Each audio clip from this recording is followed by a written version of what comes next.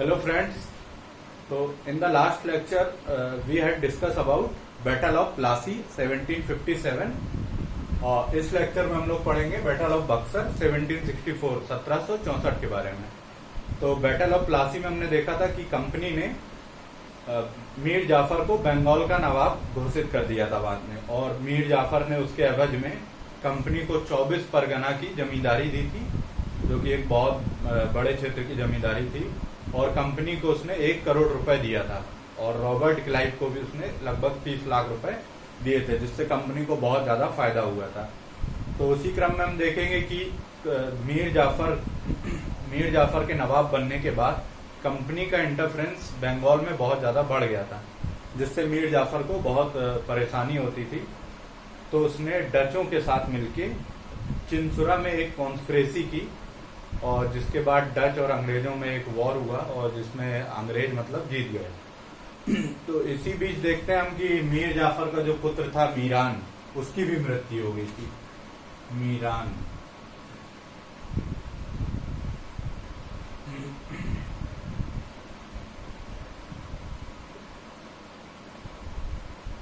तो उसकी मृत्यु हो गई थी, और मीर जाफर का एक दामाद था जिसका नाम था मीर कासिम।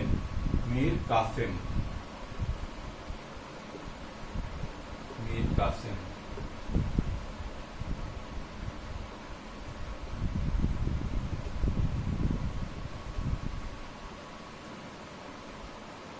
तो मीरान की मृत्यु के बाद जो मीरान का पुत्र था और मीर कासिम, इन दोनों के बीच में बंगाल की नवाबशिप के लिए झगड़ा शुरू हो गया।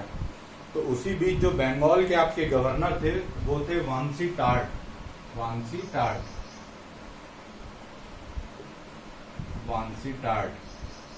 Governor of Bengal.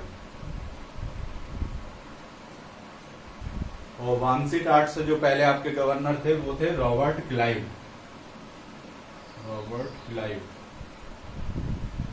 First tenure.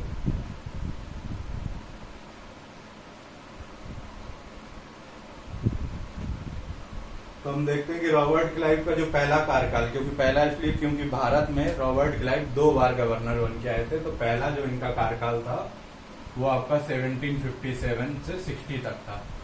मतलब जो बैटल ऑफ प्लासी इन्हीं के नेतृत्व में लड़ा गया था।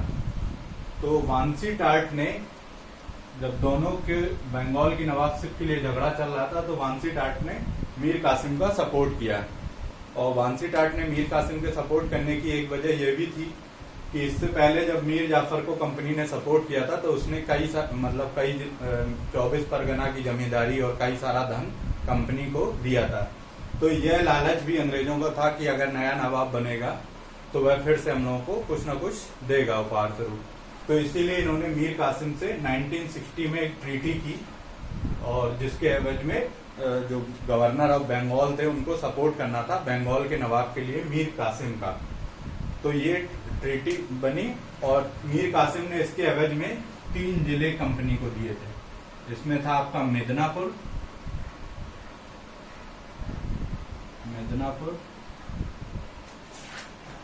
बुर्दवान और आपका चितगांव।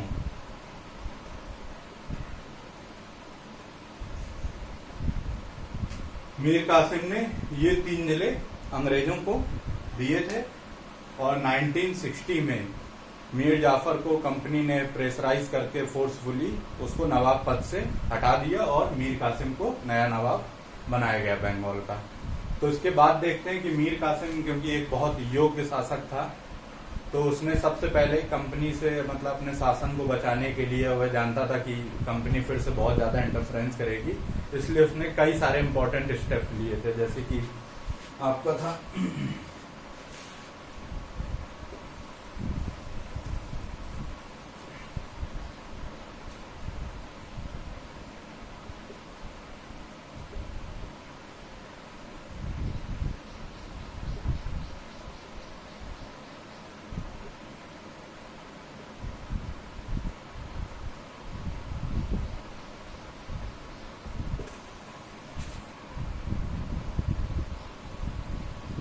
तो इसमें पहला था कि उसने अपनी कैपिटल मुर्शिदाबाद से मुंगेर शिफ्ट कर ली थी।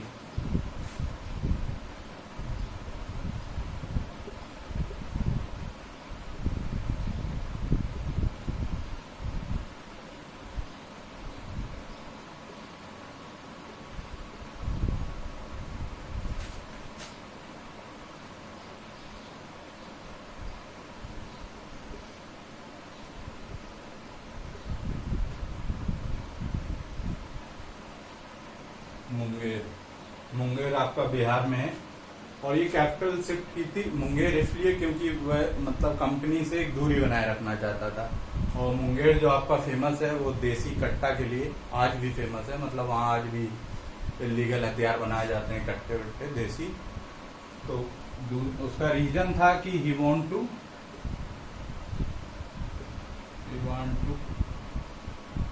कीप अ सेफ डिस्टेंस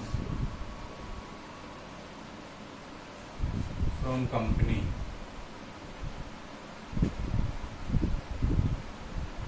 तो वह कंपनी से एक सेफ डिस्टेंस बनाए रखना चाहता था, इसलिए उसने अपनी कैपिटल मुंगेर शिफ्ट कर ली थी। और तीसरा रीजन था कि रीऑर्गेनाइज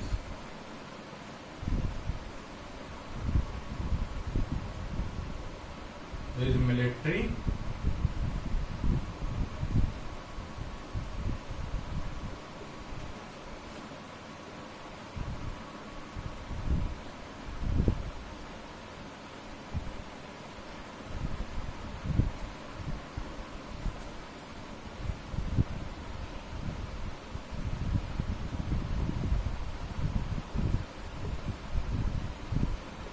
और तीसरा था कि उसने अपनी मिलिट्री को रीऑर्गेनाइज किया और उसको इफिशिएंट बनाने के लिए और उसकी पावर बढ़ाने के लिए उसने अपनी चॉइस के जो लोग थे, अपनी पसंद के जो लोग थे, उनको उसमें शामिल किया था। और चौथा जो इम्पोर्टेंट था कि उसने चेक किया कि आपका चेक द मिसयूज ऑफ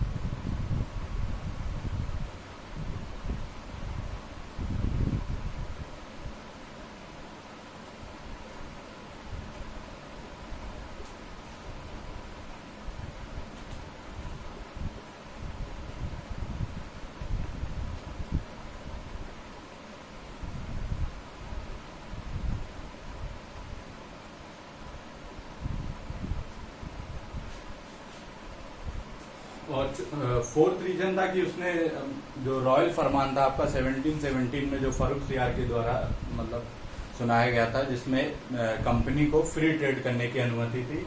तो उसने चेक किया कि कंपनी के जो सर्वेंट हैं उसको मिसयूज तो नहीं कर रहे, क्योंकि कंपनी इससे पहले उसको दस्तक को जो देसी व्यापारी थे उनको बेच देती थी और जिससे वह मुनाफा कमाती थी।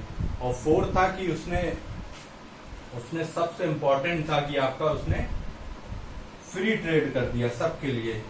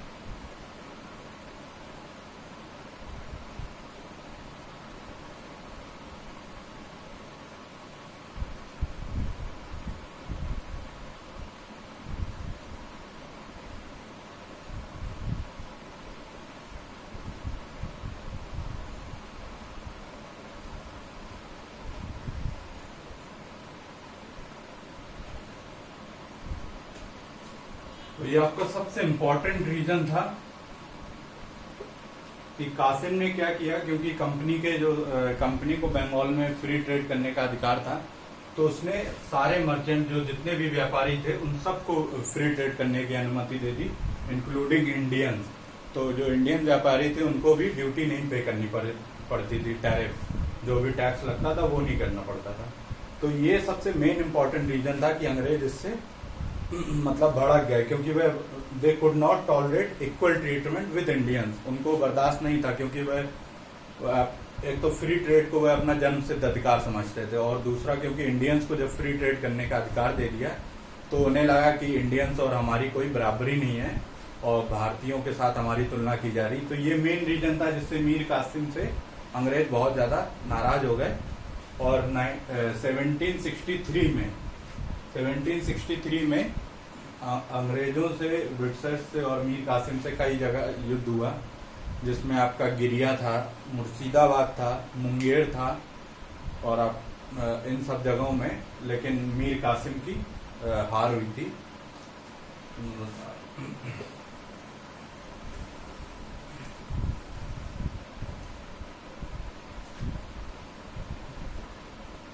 गिरिया, मुंगेर,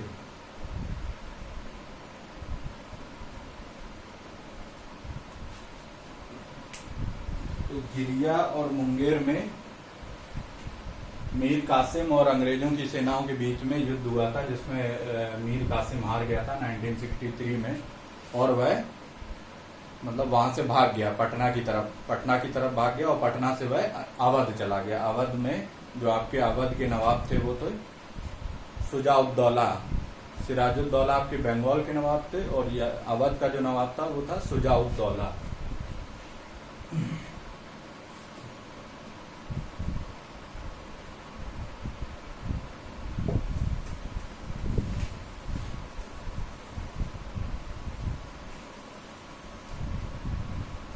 तो वहां जाके उसने सुजाउद्दौला से और जो आपके मुगल शासक थे शाह आलम सेकंड, उन दोनों से जाके एक अलायंस बनाया 3 लोगों का, जिसमें आपके मीर कासिम, ट्रिपल अलायंस था, मीर कासिम और सुजाउद्दौला और आपके शाह आलम, इन तीनों का एक अलायंस बना था।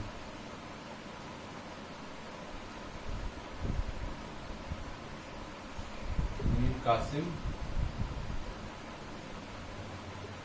सुजाउद्दौला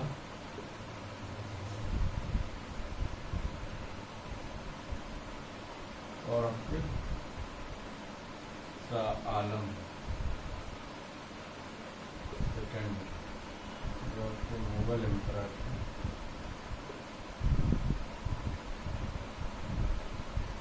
सुजाउद्दौला आपके नवाब ऑफ अवध था।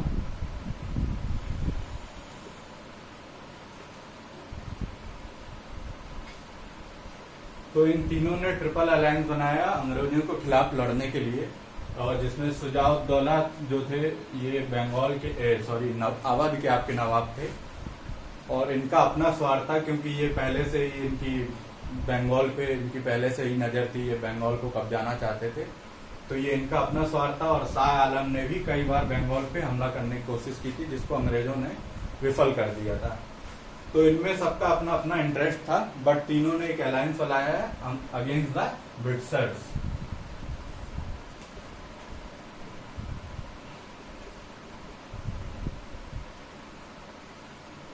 तो यहाँ तीनों से वॉर हुआ, जिसको बैटल ऑफ बक्सर बोलते हैं। 1764 में ये वॉर हुआ था बक्सर नामक जगह पे, और ये गंगा नदी के किनारे हुआ था।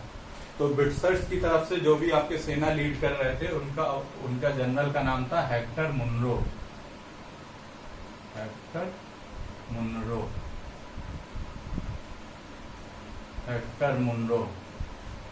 तो हेक्टर मुनरो यहाँ से लीड कर रहे थे, और इन तीनों की सेनाएं। और बाद में जब बैटल ऑफ बक्सर हुआ 1764 में, 23 अक्टूबर 1764 में बैटल ऑफ बक्सर हुआ। तो इसमें आपकी जो ये सेना थी, मीर कासिम, सुजाउद्दौला और शाह आलम, इन तीनों की पराजय हुई और ब्रिटिशर्स जीत गए। और ब्रिटिशर्स के जीत जाने के बाद इन्होंने एक संधि की थी, बाद में एक इलाहाबाद संधि, ट्रीटी ऑफ इलाहाबाद, 1765 में, और बंगाल में जो था आपका डुअल फॉर्म ऑफ गवर्नमेंट लाएगा, मतलब डायरकी को इंट्रोड्यूस किया गया। तो इसको हम लोग अगले लेक्चर में डिस्कस करेंगे। तो यहाँ पे इनके जीतने की एक वजह थी कि ब्रिटिशर्स बहुत सारे युद्ध इससे पहले लड़ चुके थे, फ्रेंच के साथ भी, और इन्होंने वांडीवास का युद्ध था जो 1760 में हुआ था, वांडीवास।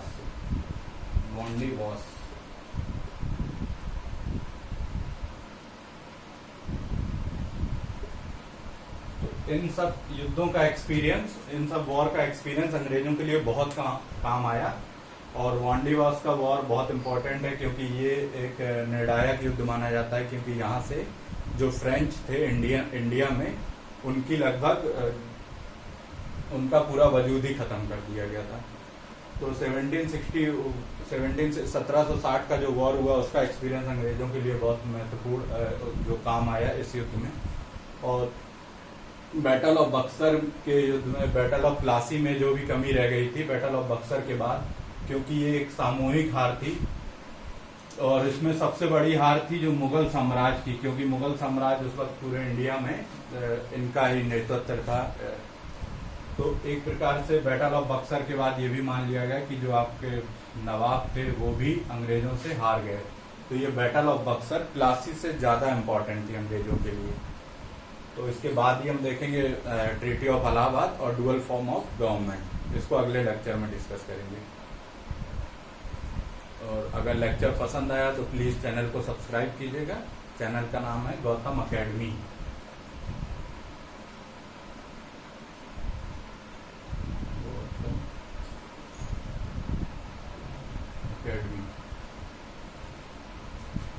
Okay, thank you.